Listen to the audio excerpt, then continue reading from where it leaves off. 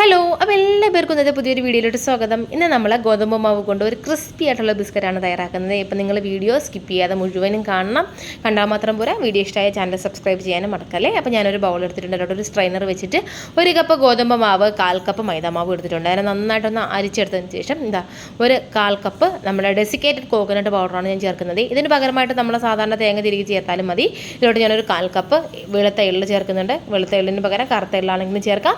അതുപോലെ തന്നെ ഒരു 1/4 കപ്പ് നെയ്യ് എടുത്തിട്ടുണ്ട്. നെയ്യ് ഉറപ്പായിട്ട് ഈ ഒരു റെസിപ്പി ചെയ്യുമ്പോഴത്തേക്ക് നിങ്ങൾ സ്കിപ്പ് ചെയ്യാണ്ട് ചെയ്യണം. കാരണം നെയ്യ് ചേർത്ത് നിങ്ങൾ ഈ ബിസ്ക്കറ്റ് തയ്യാറാക്കിയാലേ നല്ല രീതിയിൽ നിങ്ങൾക്ക് ഈ ബിസ്ക്കറ്റ് ചെയ്തെടുക്കാനായിട്ട് പറ്റുകയുള്ളൂ. നല്ല ക്രിസ്പി ആയിട്ട് ആ ഒരു നല്ലൊരു ടെക്സ്ചറിൽ നിങ്ങൾക്ക് കിട്ടണമെങ്കിൽ ഉറപ്പായിട്ട് നിങ്ങൾ നെയ്യ് സ്കിപ്പ് ചെയ്യാണ്ട് ഇതിലോട്ട് ചേർക്കണം. ഇനി നമുക്കിതുപോലെ നന്നായിട്ട് കൈ കൊണ്ടൊന്ന് മിക്സ് ചെയ്ത് കൊടുക്കാം നന്നായിട്ട്. എന്നിട്ട് ഇതുപോലെ ഒന്ന് പിടിച്ച് നോക്കണം. അപ്പോൾ ഈ ഒരു പരുവത്തിൽ കിട്ടിയിട്ടുണ്ട് എങ്കിൽ നിങ്ങൾ മിക്സ് ചെയ്ത മാവിൻ്റെ ആ ഒരു പരുവം കറക്റ്റാണ്. ഇനി നമുക്കിതിലോട്ട് കുറച്ച് പൊടിച്ച പഞ്ചസാര, നിങ്ങൾക്ക് എത്രയാണോ മധുരം വേണ്ടത് അതിനനുസരിച്ച് പഞ്ചസാര ചേർത്തോളൂ. പഞ്ചസാര നിങ്ങൾ ഇങ്ങനെ ചേർക്കുന്നതിന് പകരമായിട്ട് പഞ്ചസാര പാനി തയ്യാറാക്കിയിട്ട് നിങ്ങൾക്ക് അത് ഒഴിച്ചിട്ട് ഇത് മിക്സ് ചെയ്തെടുക്കാം, കുഴച്ചെടുക്കാനായിട്ട് പറ്റും. ഇനി നമുക്കിതിലോട്ട് കുറച്ച് ഏലക്കാപ്പൊടി ചേർക്കുന്നുണ്ട്. ഏലക്കാപ്പൊടി നന്നായിട്ട് ഇതുപോലെ ഒന്ന് മിക്സ് ചെയ്ത് യോജിപ്പിച്ച് കൊടുക്കണം. ഇനി നമുക്കിതിലോട്ട് കുറച്ച് വെള്ളം, അപ്പോൾ നമ്മൾ വെള്ളം ചേർക്കുമ്പോഴത്തേക്ക് ഒത്തിരി വെള്ളം ഒഴിച്ച് കുഴച്ചെടുക്കല്ലേ. നമ്മൾ കുറച്ച് വെള്ളം ഒഴിച്ചിട്ട് നന്നായിട്ട് നല്ല മയത്തിലൊന്ന് കുഴച്ചെടുത്ത് വെക്കണം. കണ്ടില്ല, ഇതുപോലെ നന്നായിട്ടൊന്ന് കുഴച്ചെടുത്ത് വെക്കണം. അപ്പോൾ ഇതാണ് നമ്മുടെ ബിസ്ക്കറ്റിൻ്റെ ആ ഒരു ഇതെന്ന് പറയുന്നത്.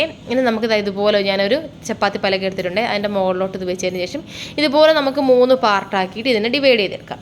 അപ്പോൾ ഞാൻ നേരത്തെ പറഞ്ഞതുപോലെ നിങ്ങൾ പഞ്ചസാര പാനി തയ്യാറാക്കിയിട്ട് ഒഴിക്കുമ്പോഴത്തേക്ക് പാനി നന്നായിട്ട് തണുത്തതിന് ശേഷമേ നിങ്ങൾ ഈ ഒരു നമ്മൾ ഗോതമ്പ് മാവിൻ്റെ കൂട്ടിലോട്ട് ഒഴിച്ചിട്ട് മിക്സ് ചെയ്തെടുക്കാവേ. അപ്പോൾ നമുക്ക് ഇതിനെ ഇതുപോലെ നമ്മൾ ചപ്പാത്തി പലകയിൽ വെച്ചിട്ട് ഇതുപോലെ നന്നായിട്ടൊന്ന് റോൾ ചെയ്ത് ഇതുപോലെ നല്ല നീളത്തിന് എടുക്കണം. അപ്പോൾ നിങ്ങൾക്ക് എത്ര കട്ടി വേണം, ഒരുപാട് കട്ടിയിൽ അങ്ങ് എടുക്കണ്ടല്ല, ഒരു മീഡിയം പരുവത്തിൽ വേണം ഇതൊന്ന് തയ്യാറാക്കി എടുക്കാനായിട്ടേ. ഇതുപോലെ നിങ്ങൾക്ക് ഏത് ഷേപ്പാണോ വേണ്ടത് ആ ഒരു ഷേപ്പിൽ ഇതുപോലെ ചെയ്തെടുത്താലും മതിയേ. ഇങ്ങനെ ഒന്ന് ചെയ്തെടുത്താൽ മതി. കട്ടറോ അങ്ങനെ എന്തെങ്കിലും ഉണ്ട് എങ്കിൽ കട്ടർ വെച്ചിട്ടാണെങ്കിലും ഒന്ന് കട്ട് ചെയ്തെടുത്താൽ മതി. അപ്പോൾ ഞാൻ അരികൊക്കെ ഇതുപോലെ ഒന്ന് ഇതാക്കി കൊടുക്കുന്നുണ്ടേ. കണ്ടല്ലോ, നല്ല ടേസ്റ്റാണ്. നിങ്ങളിത് ഉറപ്പായിട്ടൊന്ന് ട്രൈ ചെയ്ത് നോക്കണം. നിങ്ങൾക്ക് ഒത്തിരി ദിവസം സ്റ്റോർ ചെയ്ത് വെക്കാനായിട്ട് പറ്റുന്ന ഒരു അടിപൊളി ബിസ്ക്കറ്റിൻ്റെ റെസിപ്പിയാണ്. കുട്ടികൾ സ്കൂളിലോട്ട് വരുമ്പോഴത്തേക്ക് കൊടുക്കാനായിട്ട് പറ്റും. അപ്പോൾ ഞാൻ അവിടെ ഓയിൽ മീഡിയം ഫ്ലെയിമിൽ ചൂടാകാനായിട്ട് വെച്ചിട്ടുണ്ടായിരുന്നു. ചൂടായ ഓയിലോട്ട് നമുക്കിത് ഓരോന്നായിട്ട് ഇട്ടിട്ട് നല്ല ക്രിസ്പി ആവുന്ന വരത്തേക്ക് നമുക്കിത് ഫ്രൈ ചെയ്തെടുക്കാം. അപ്പോൾ തിരിച്ചും മറിച്ചും ഇട്ടിട്ട് നല്ല ക്രിസ്പി ആവുന്ന വരത്തേക്ക് നിങ്ങളിത് ഫ്രൈ ചെയ്തെടുക്കണേ. ഹൈ ഫ്ലെയിമിൽ വെച്ചിട്ട് ചെയ്യില്ല, ലോ ഫ്ലെയിമിൽ വെച്ചിട്ട് വേണം ചെയ്യാനായിട്ട്. കാരണം ഇത് നല്ല രീതിയിൽ ഫ്രൈ ചെയ്തെടുക്കാനായിട്ട് കുറച്ച് ടൈം നിങ്ങൾക്ക് എടുക്കുകയും. അപ്പോൾ ഇതൊരു അടിഭാഗം റെഡി ആയിട്ടുണ്ടെങ്കിൽ നമുക്കിതിനെ ഇതുപോലെ ഒന്ന് തിരിച്ചിട്ട് കൊടുത്തിട്ട് നമുക്കിതിനെ നല്ല ഗോൾഡൻ കളർ ആവുന്ന വരത്തേക്ക് നമുക്കിത് ഫ്രൈ ചെയ്തെടുക്കാം.